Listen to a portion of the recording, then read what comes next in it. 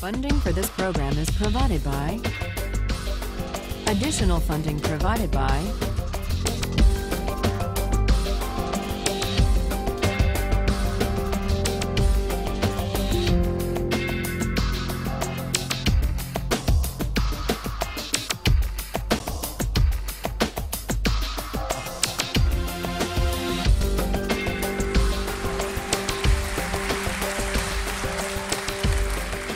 This is a course about justice, and we begin with a story. Suppose you're the driver of a trolley car, and your trolley car is hurtling down the track at 60 miles an hour, and at the end of the track, you notice 5 workers working on the track. You try to stop, but you can't. Your brakes don't work. You feel desperate because you know that if you crash into these 5 workers, they will all die. Let's assume you know that for sure. And so you feel helpless until you notice that there is, off to the right, a side track. And at the end of that track, there's one worker working on the track. Your steering wheel works, so you can turn the trolley car, if you want to, onto the side track, killing the one, but sparing the 5. Here's our first question. What's the right thing to do? What would you do? Let's take a poll.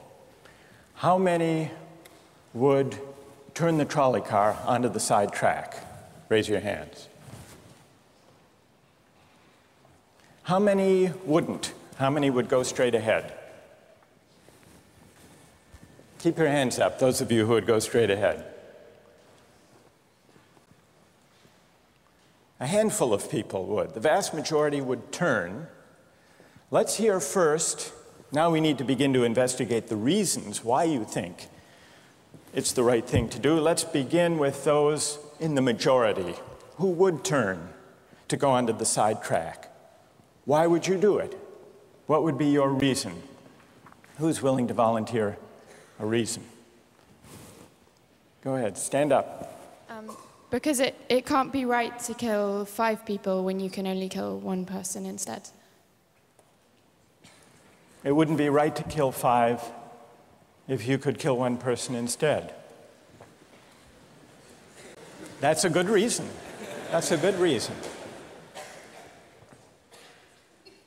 Who else? Does everybody agree with that reason? Go ahead. Well, I was thinking it's the same reason on 9/11. We regard the people who flew the plane into the Pennsylvania field as heroes because they chose to kill the people in the plane and not kill more people in big buildings. So the principle there was the same on 9/11. It's a tragic circumstance, but better to kill 1 and so that 5 can live?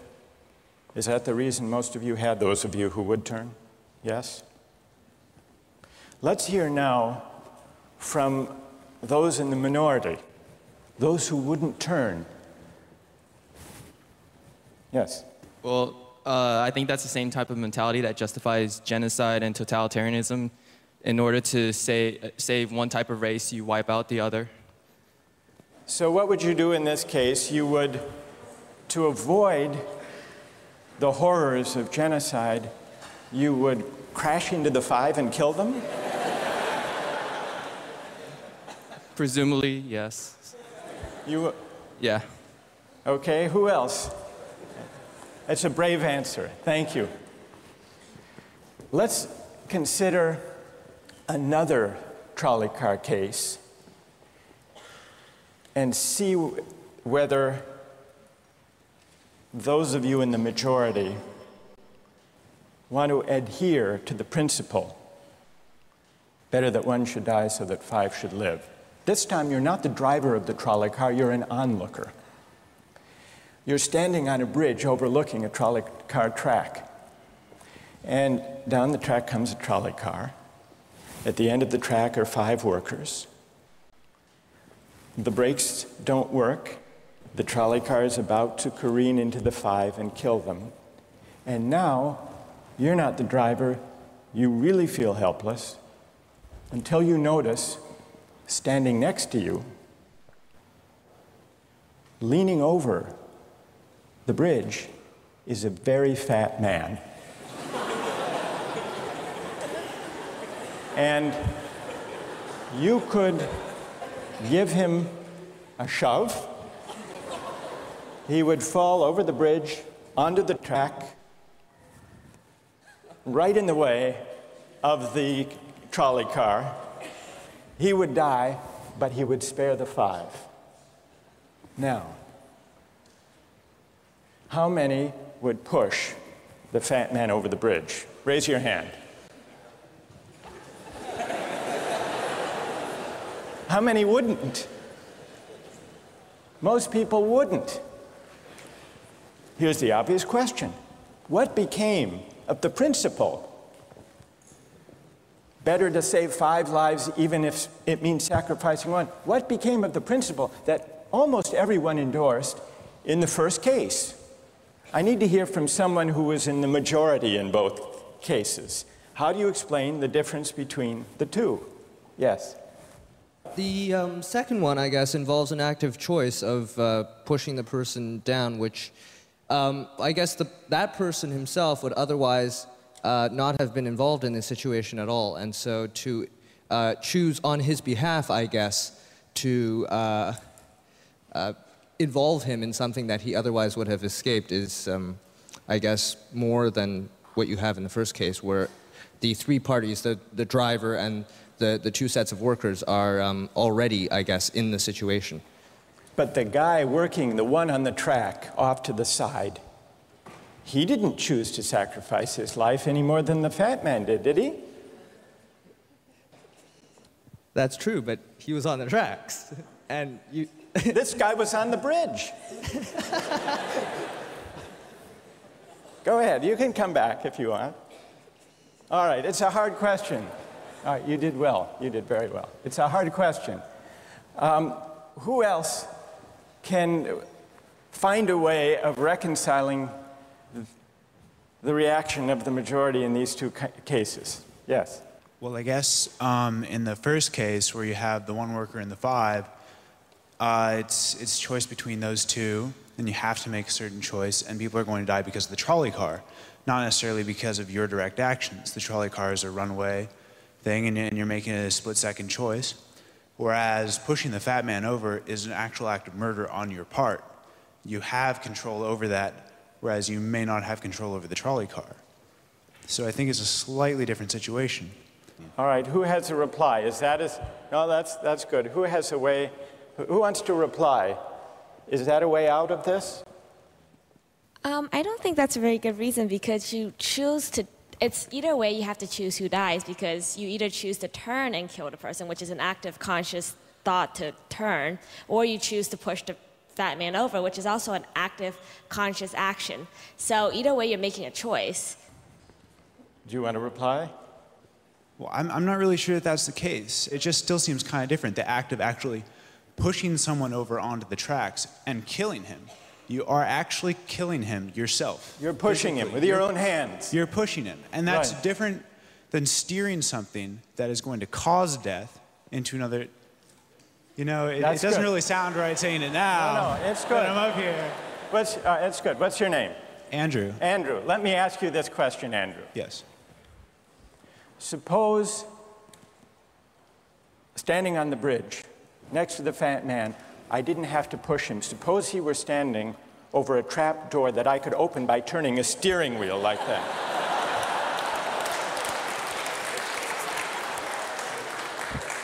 Would you turn? For some reason, that still just seems more wrong. Right? I mean, maybe if you accidentally like leaned into the steering wheel or something like that. But or say that the car is hurtling towards a switch that will drop the trap.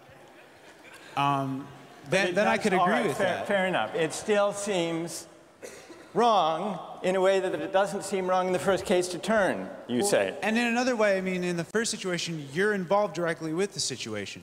In the second one, you're an onlooker as well. All right. So you have the choice of becoming involved or not by pushing the fat man. Let's forget for the moment about this case. That's good.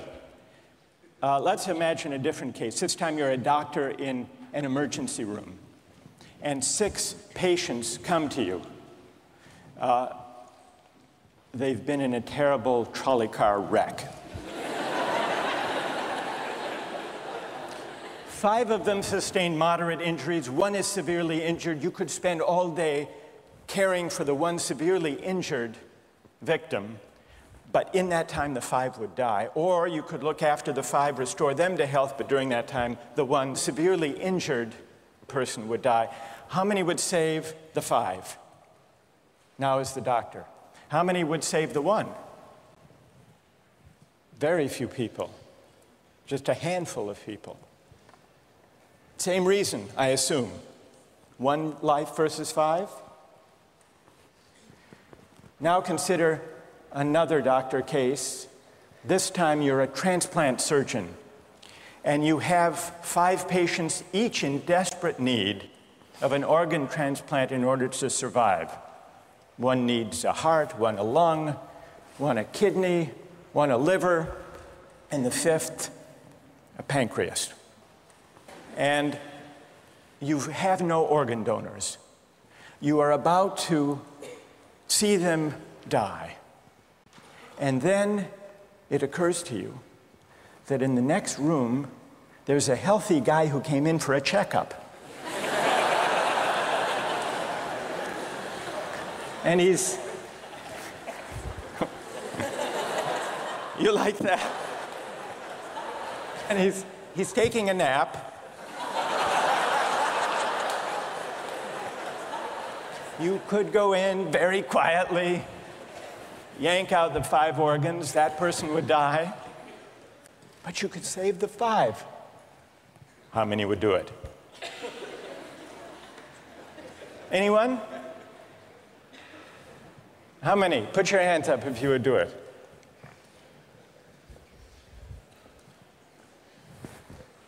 Anyone in the balcony? You would?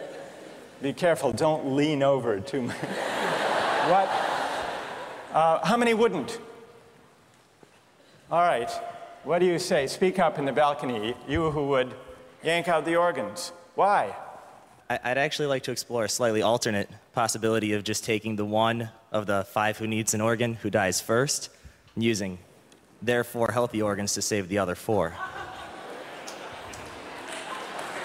That's a pretty good idea.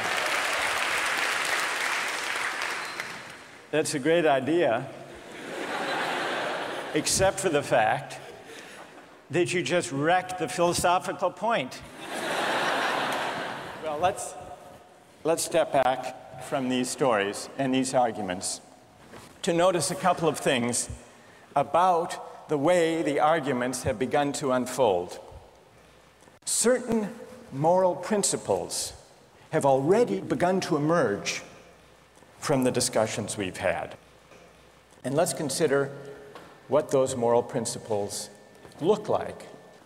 The first moral principle that emerged in the discussion said, the right thing to do, the moral thing to do, depends on the consequences that will result from your action.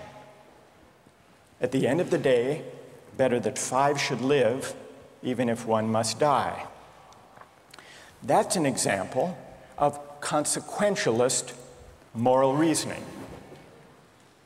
Consequentialist moral reasoning locates morality in the consequences of an act, in the state of the world that will result from the thing you do. But then we went a little further, we considered those other cases, and people weren't so sure about consequentialist moral reasoning. When people hesitated to push the fat man over the bridge or to yank out the organs of the innocent patient, people gestured toward reasons having to do with the intrinsic quality of the act itself, consequences be what they may. People were reluctant. People thought it was just wrong, categorically wrong, to kill a person, an innocent person, even for the sake of saving 5 lives. At least people thought that in the second version of each story we considered. So this points to a second categorical way of thinking about moral reasoning. Categorical moral reasoning locates morality in certain absolute moral requirements, certain categorical duties and rights, regardless of the consequences. We're going to explore in the days and weeks to come the contrast between consequentialist and categorical moral principles. The most influential example of consequential moral reasoning is utilitarianism, a doctrine invented by Jeremy Bentham, the 18th century English political philosopher. The most important philosopher of categorical moral reasoning is the 18th century German philosopher Immanuel Kant. So we will look at those two different modes of moral reasoning, assess them, and also consider others. If you look at the syllabus, you'll notice that we read a number of great and famous books. Books by Aristotle, John Locke, Immanuel Kant, John Stuart Mill, and others. You'll notice, too, from the syllabus that we don't only read these books. We also take up contemporary political and legal controversies that raise philosophical questions. We will debate equality and inequality, affirmative action, free speech versus hate speech, same-sex marriage, military conscription, a range of practical questions. Why? Not just to enliven these abstract and distant books, but to make clear, to bring out what's at stake in our everyday lives, including our political lives, for philosophy.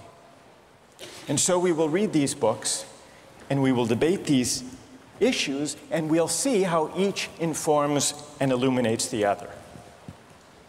This may sound appealing enough, but here I have to issue a warning. And the warning is this: to read these books in this way,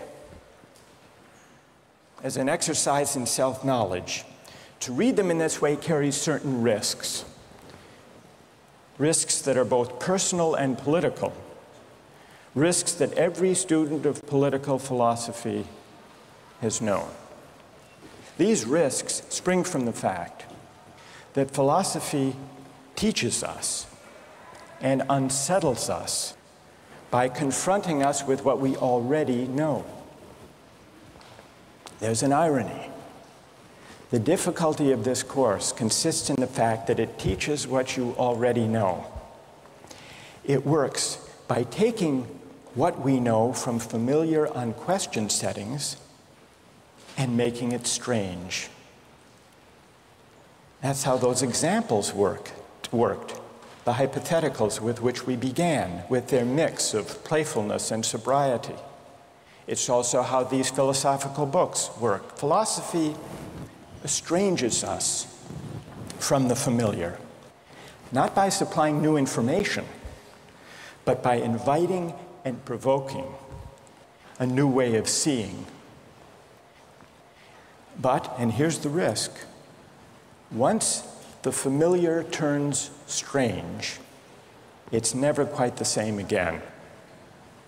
Self-knowledge is like lost innocence. However unsettling you find it, it can never be unthought or unknown. What makes this enterprise difficult, but also riveting, is that moral and political philosophy is a story, and you don't know where the story will lead, but what you do know is that the story is about you. Those are the personal risks. Now what of the political risks? One way of introducing a course like this would be to promise you that by reading these books and debating these issues, you will become a better, more responsible citizen. You will examine the presuppositions of public policy. You will hone your political judgment. You will become a more effective participant in public affairs. But this would be a partial and misleading promise. Political philosophy, for the most part, hasn't worked that way. You have to allow for the possibility that political philosophy may make you a worse citizen rather than a better one, or at least a worse citizen before it makes you a better one. And that's because philosophy is a distancing, even debilitating activity. And you see this going back to Socrates. There's a dialogue, the Gorgias, in which one of Socrates' friends, Callicles, tries to talk him out of philosophizing. Callicles tells Socrates, philosophy is a pretty toy if one indulges in it with moderation at the right time of life. But if one pursues it further than one should, it is absolute ruin. Take my advice, Callicles says. Abandon argument. Learn the accomplishments of active life. Take for your models not those people who spend their time on these petty quibbles, but those who have a good livelihood and reputation and many other blessings. So Callicles is really saying to Socrates, quit philosophizing, get real, go to business school. And Callicles did have a point. He had a point because philosophy distances us from conventions, from established assumptions, and from settled beliefs. Those are the risks, personal and political. And in the face of these risks, there is a characteristic evasion. The name of the evasion is skepticism. It's the idea, well, it goes something like this. We didn't resolve once and for all either the cases or the principles we were arguing when we began. And if Aristotle and Locke and Kant and Mill haven't solved these questions after all of these years, who are we to think that we here in Sanders Theater over the course of a semester can resolve them? And so maybe it's just a matter of each person having his or her own principles and there's nothing more to be said about it. No way of reasoning. That's the evasion of skepticism, to which I would offer the following reply. It's true, these questions have been debated for a very long time. But the very fact that they have recurred and persisted may suggest that though they're impossible in one sense, they're unavoidable in another. And the reason they're unavoidable, the reason they're inescapable, is that we live some answer to these questions every day. So skepticism, just throwing up your hands and giving up on moral reflection, is no solution. Immanuel Kant described very well the problem with skepticism when he wrote, "Skepticism is a resting place for human reason, where it can reflect upon its dogmatic wanderings, but it is no dwelling place for permanent settlement. Simply to acquiesce in skepticism," Kant wrote, "can never suffice to overcome the restlessness of reason." I've tried to suggest through these stories and these arguments some sense of the risks and temptations, of the perils and the possibilities. I would simply conclude by saying that the aim of this course is to awaken the restlessness of reason and to see where it might lead. Thank you very much.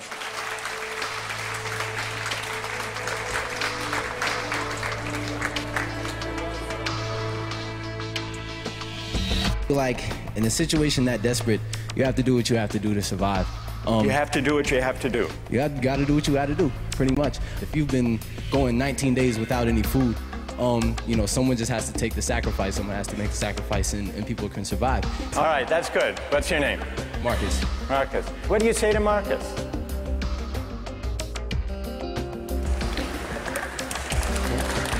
Last time, we started out last time with some stories, with some moral dilemmas about trolley cars and about doctors and healthy patients vulnerable to being victims of organ transplantation, we noticed two things about the arguments we had. One had to do with the way we were arguing.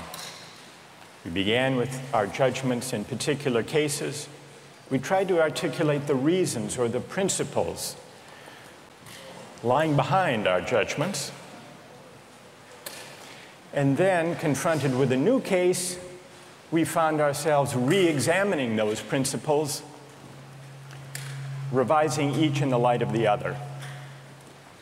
And we noticed the built-in pressure to try to bring into alignment our judgments about particular cases and the principles we would endorse on reflection.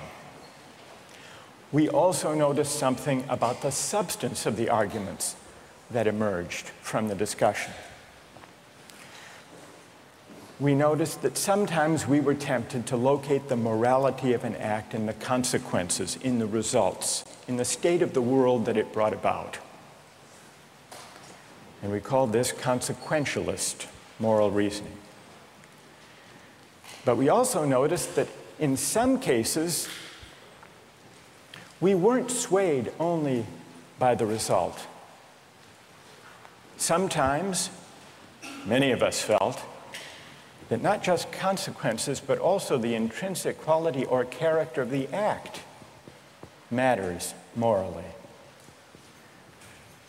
Some people argued that there are certain things that are just categorically wrong, even if they bring about a good result, even if they save 5 people at the cost of 1 life. So we contrasted consequentialist moral principles with categorical ones. Today, and in the next few days, we will begin to examine one of the most influential versions of consequentialist moral theory, and that's the philosophy of utilitarianism. Jeremy Bentham, the 18th century English political philosopher, gave the first clear systematic expression to the utilitarian moral theory. And Bentham's idea, his essential idea, is a very simple one, with a lot of morally intuitive appeal.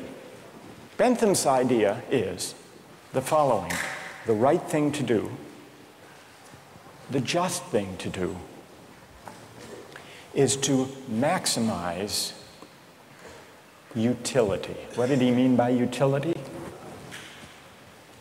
He meant by utility the balance of pleasure over pain, happiness over suffering.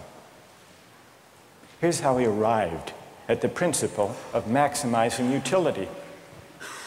He started out by observing that all of us, all human beings, are governed by 2 sovereign masters, pain and pleasure. We human beings like pleasure and dislike pain. And so we should base morality, whether we're thinking about what to do in our own lives, or whether as legislators or citizens we're thinking about what the laws should be.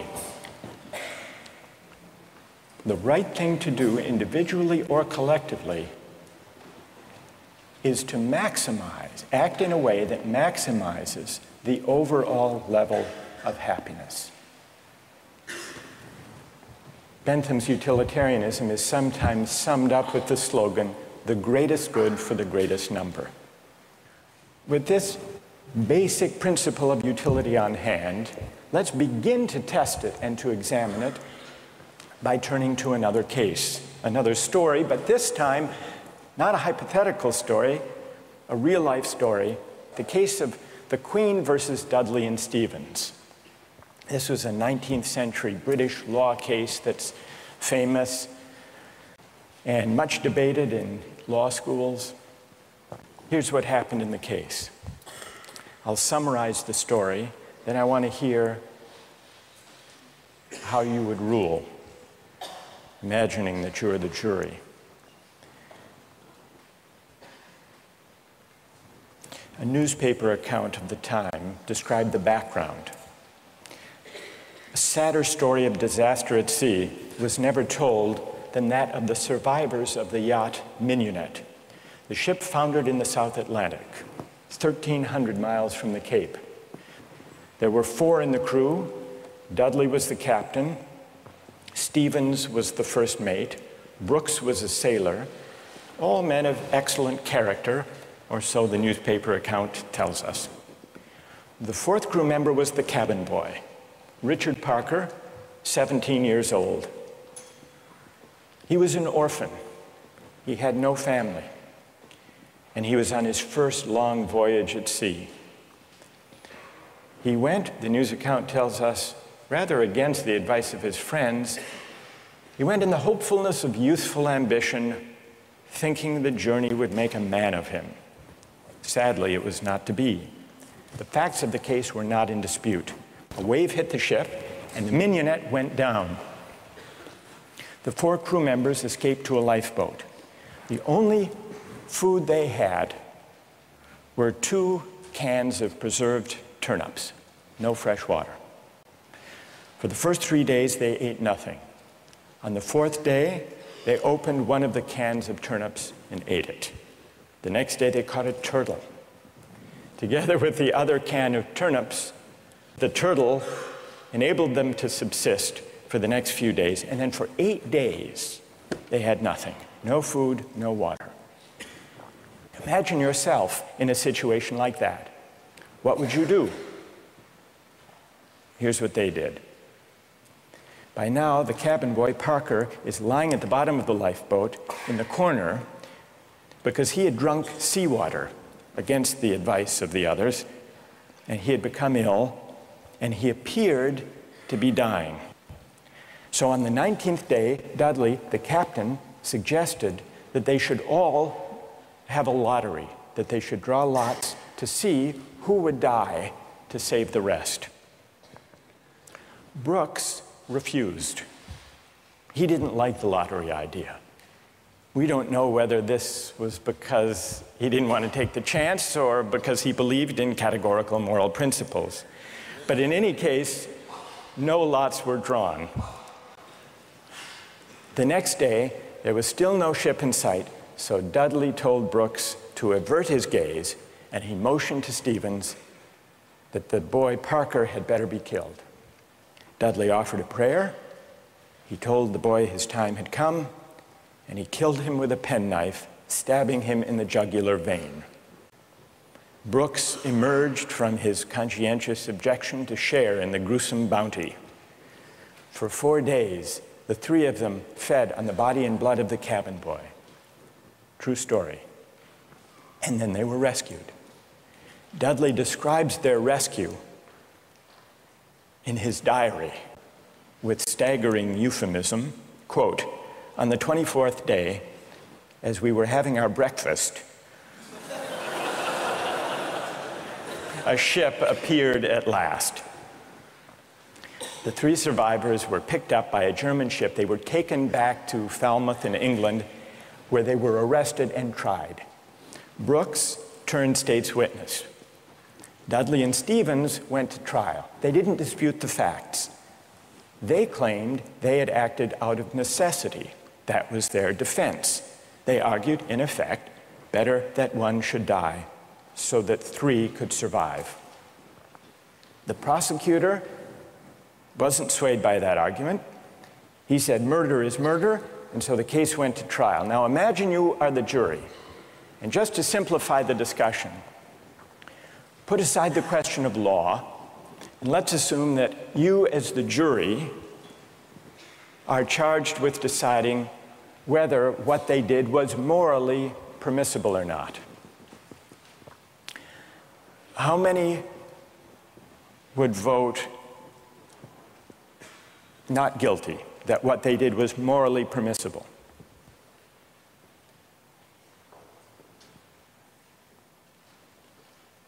And how many would vote guilty, what they did was morally wrong? A pretty sizable majority.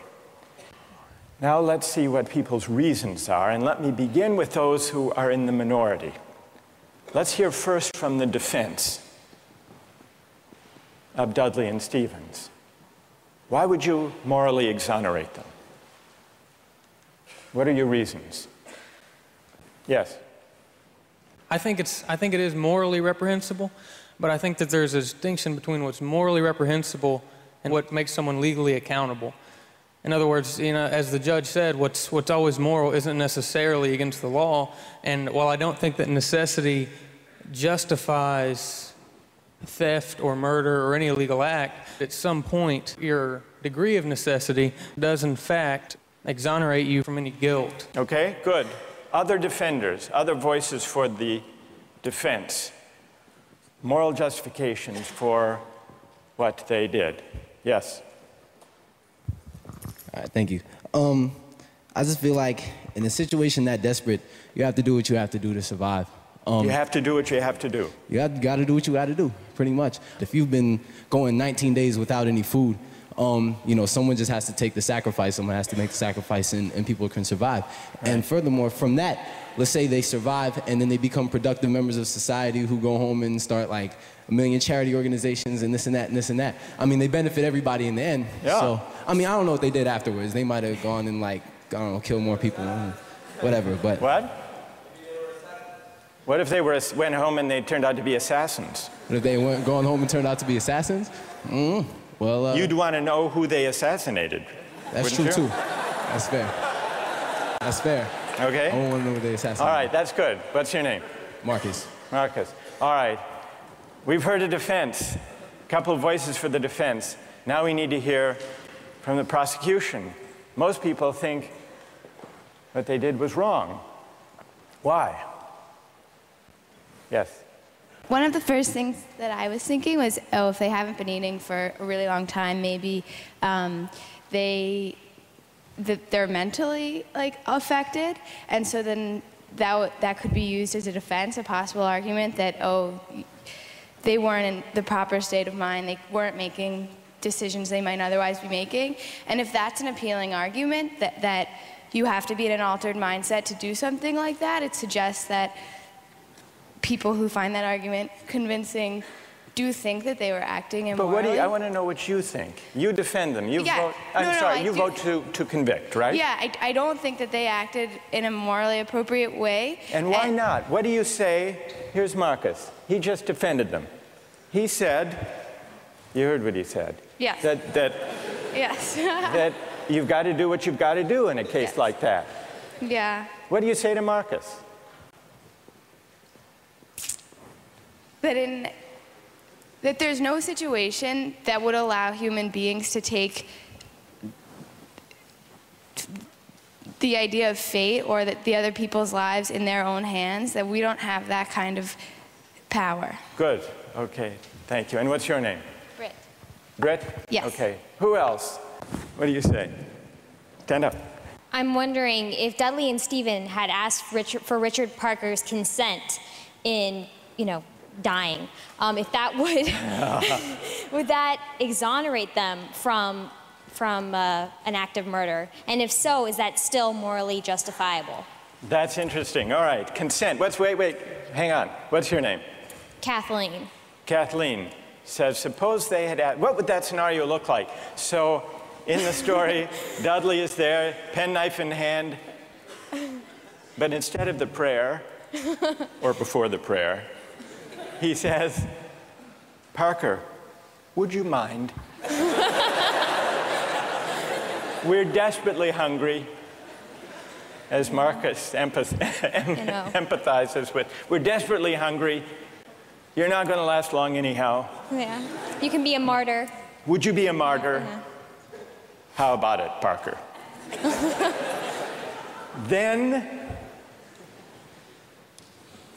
Then what do you think? Would it be morally justified then? Suppose Parker, in his semi-stupor, says, okay.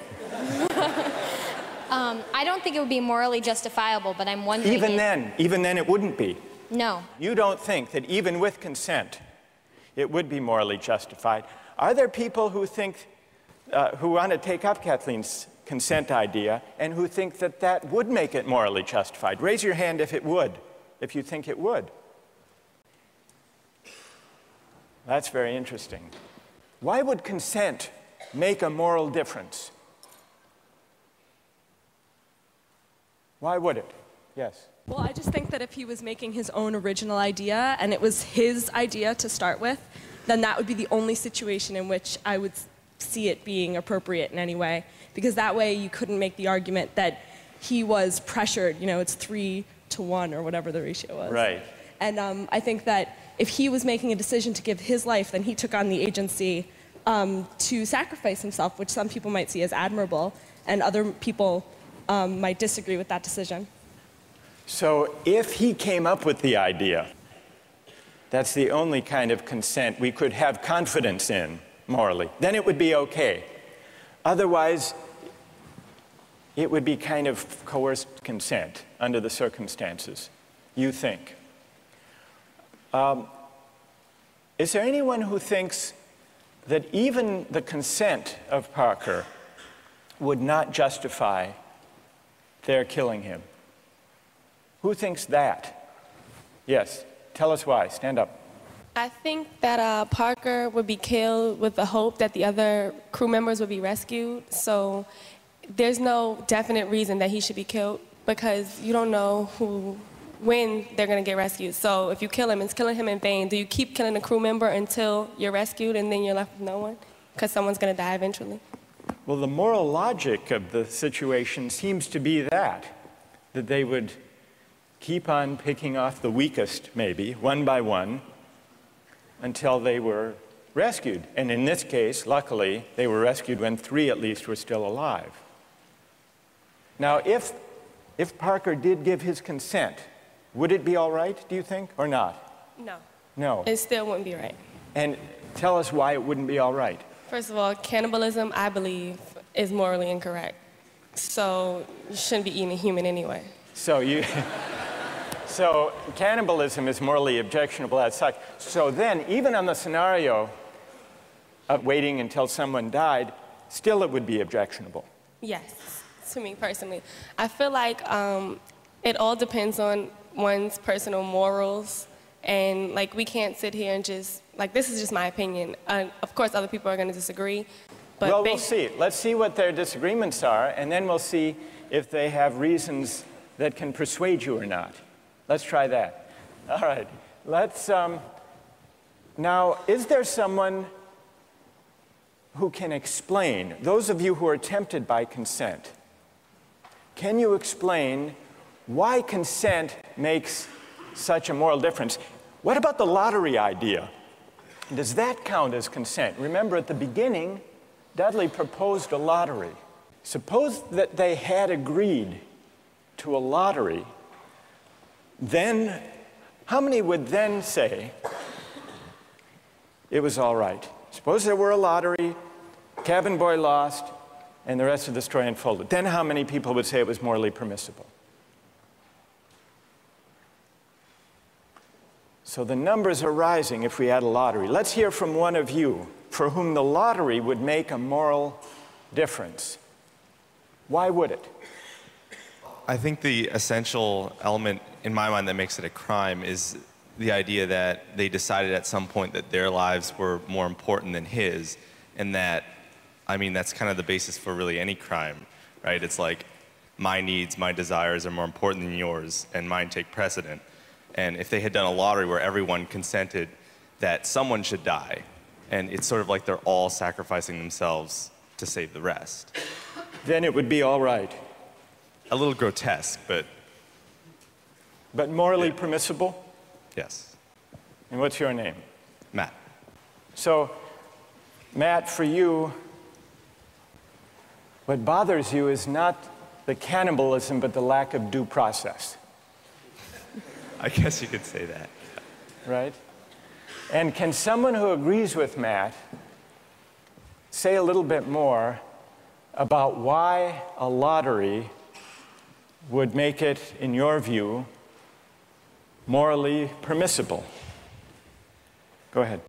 The way I understood it originally was that was the whole issue, is that the cabin boy was never consulted. about whether or not something was going to happen to him, even with the original lottery, whether or not he would be a part of that. It was just decided that he was the one that was going to die. Right, that's what happened in the actual case. Right. But if there were a lottery and they'd all agreed to the procedure, you think that would be okay? Right, because then everyone knows that there's going to be a death. Whereas, you know, the cabin boy didn't know that this discussion was even happening. There was no, you know, forewarning for him to know that, hey, I may be the one that's dying. All right, now suppose everyone agrees to the lottery, they have the lottery, the cabin boy loses, and he changes his mind. You've already decided. It's like a verbal contract. You can't go back on that. You've decided, the decision was made.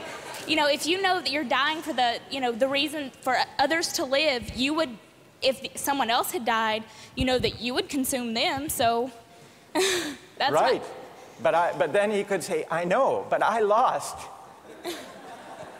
I just think that that's the whole moral issue, is that there was no consulting of the cabin boy, and that that's what makes it the most horrible, is that he had no idea what was even going on. That had he known what was going on, it would be a bit more understandable. All right, good.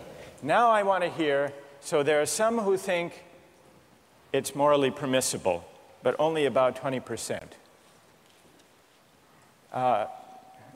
led by Marcus.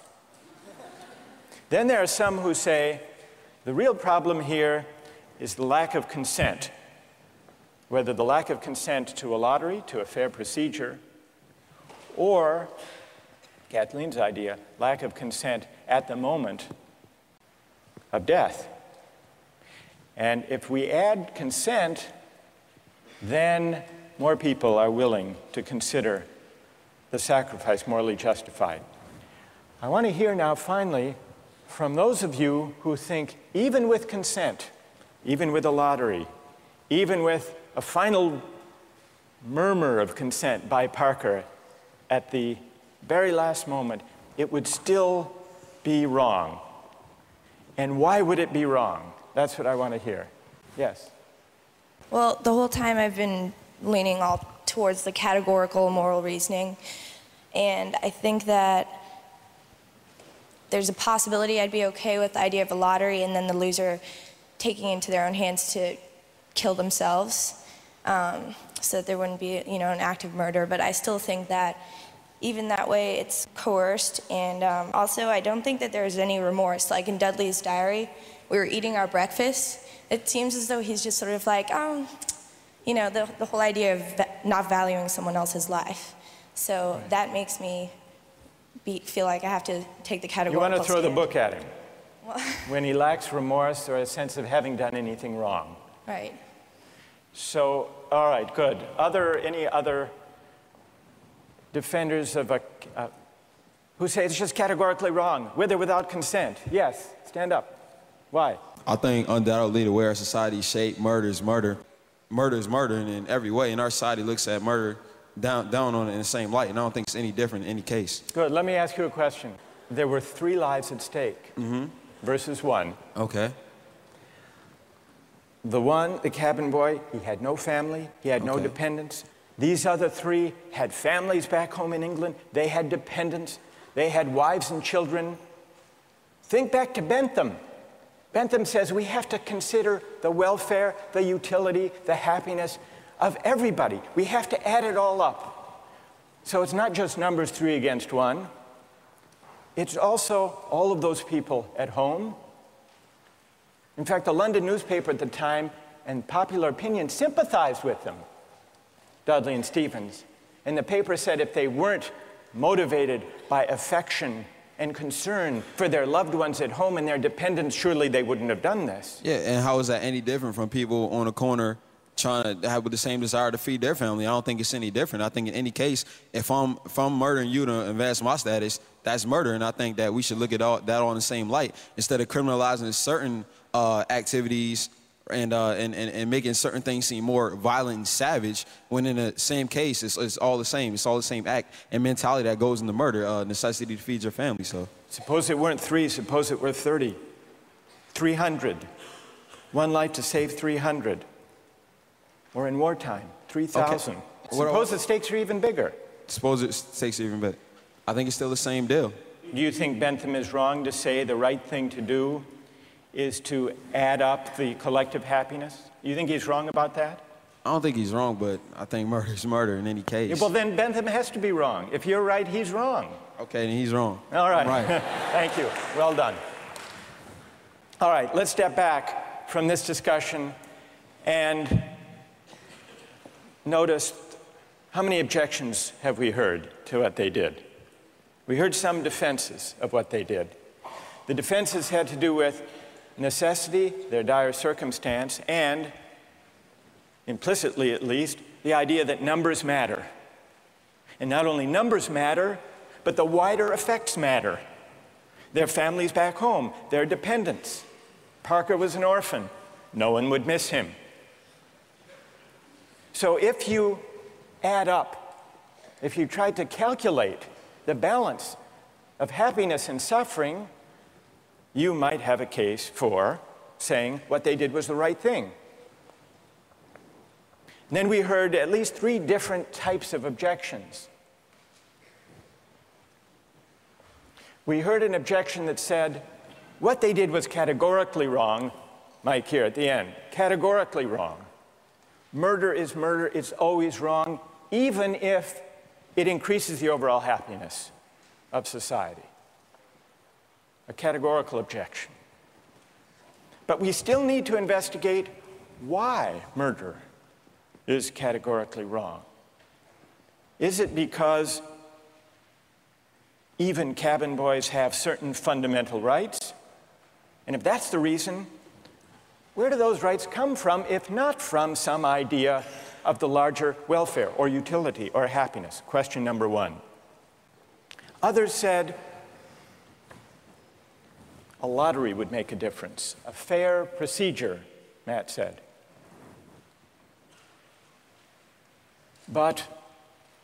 And some people were swayed by that. That's not a categorical objection exactly.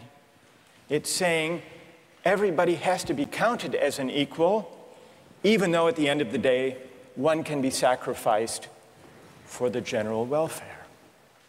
That leaves us with another question to investigate. Why does agreement to a certain procedure, even a fair procedure, justify whatever result flows from the operation of that procedure? Question number 2. And question number 3, the basic idea of consent. Kathleen got us onto this. If the cabin boy had agreed himself, and not under duress, as was added, then it would be all right to take his life to save the rest. And even more people signed on to that idea. But that raises a third philosophical question. What is the moral work that consent does? Why does an act of consent make such a moral difference that an act that would be wrong, taking a life without consent, is morally permissible with consent? To investigate those 3 questions, we're going to have to read some philosophers. And starting next time, we're going to read Bentham and John Stuart Mill, utilitarian philosophers. Don't miss the chance to interact online with other viewers of Justice. Join the conversation, take a pop quiz, watch lectures you've missed, and learn a lot more. Visit justiceharvard.org. It's the right thing to do.